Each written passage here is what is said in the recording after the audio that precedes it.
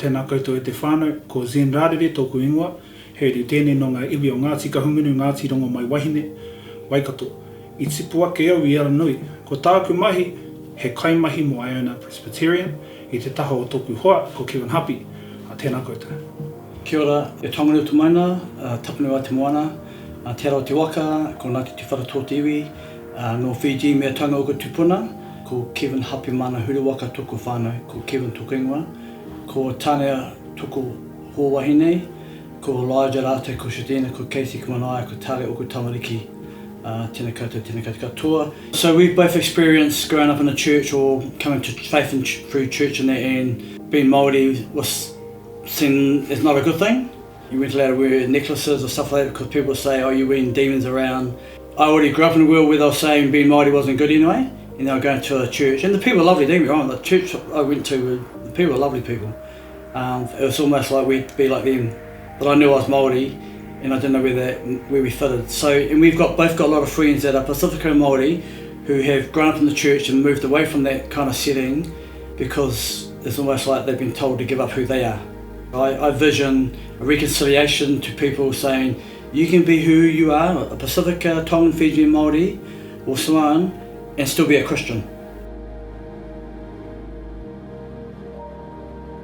I started off on my journey with Doug, and I knew Doug way back through church, and we started talking, and he said, you probably fit this job that I'm doing, you probably like this job, maybe I should talk to them about you coming on board. And we're still on a journey around what God's doing in the area and Aranui and that. My background was in youth justice, and I was there for 14 years, and yes, also met with Dougie, who got Kevin on board, which in turn got me on board. The church that we have on Bridges Road is getting renovated, and the proposal from our side is to incorporate the cultural sides of Aranui, but also the history of Iona. But like a marae, having carving in the front of the church, po and that there, and a waharo at the front of the entrance of the church as well is what kind of vision. For us, it's a whole journey around bringing our community together, using carving, weaving, whatever te Māori stuff we have, and using our faith alongside that. The purpose of the church incorporating the carvings is just not whakairo, but also a history of Iona and where that came from in the name, but then marrying together the cultures that are within Aranui, which are Pacifica and Māori. So the carvings that are proposed incorporate all the cultures of Aranui, not just Māori. Yeah. So the projects that I'm keen to run at the moment is around worship in the community, and that's through doing a community kai. I feel Aranui connects well over kai, and introduce the worship there as well. Opening the bigger picture, which is opening up that space for, I guess, groups or whānau who need a space to worship or to meet, whether it be weaving, carving. I just want to see heaven populated, everyone having a passion for Jesus Christ. We have a guy called Raphael Stiles. He's been around, he lives in the area, been there for a long time. So he's come down to help run a community project on a Wednesday. We were doing it twice a week, but we've come back to once for now, to run a community project around just allowing people to come in and learn to do some carving. With Raphael being a native of Aranui, I relate well with everyone that dwells within Aranui. But also his background in Wing Chun gives him like a calming nature over the lessons. We've got a taiha program, a carving program, and ngā tākura, which is traditional Māori games running in different schools.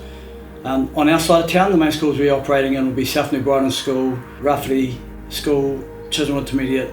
We helped kick off a bilingual unit at Chisholm Intermediate this year, which has been really good. We've done a bit of a wrap around with students here, so every school's got issues around truancy. I made a wee suggestion to the principal that me and Zenn, we can fit into that role where we would we'll follow the truancies up. So if there's Māori students that are struggling to get to school and that, give us a ring, we'll go chase them up, we'll make the connections with mum and dad. I was quite encouraged, the results are pretty good at the moment. So more of a personal connection because they live in the area. It's a good way for us to get into the community a bit more, into the students, school and the families. So I picture this growing a bit more. I think it's going to open up some other doors for us. I'd like to see families restored, broken families being healed, people finding healing, and people finding healing in who they are, the way they've been made and created by God. That Aranui is a place of not, ooh, Aranui, you live over there, but a place of like, oh, you need to go over there because like there's some good things going on, that kind of thing. So in the Tower of Babel, they separated people by tongues. In the book of Acts, they joined people together by tongues. They all heard their language to be spoken. So for me, it's that if we can speak our language to our people and share the gospel that way, active, vibrant, healing, caring, loving, supportive, growing, all that stuff.